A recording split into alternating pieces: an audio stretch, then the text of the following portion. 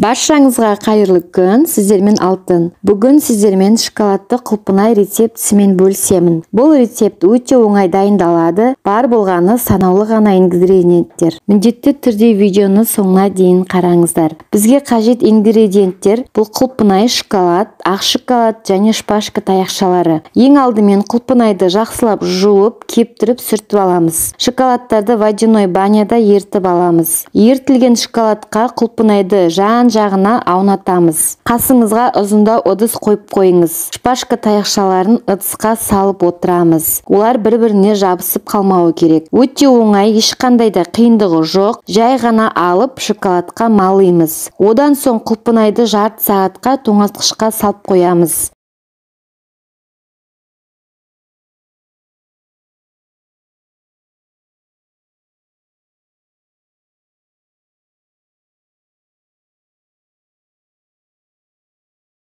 Жарты сағат тоңазытқышта ұстадым, толықтай қатты. Енді ақ шоколадты және қара шоколадты ерітіп алып, кондитерлік қапшыққа салып, шоколадты құлпынайды әсемдейміз.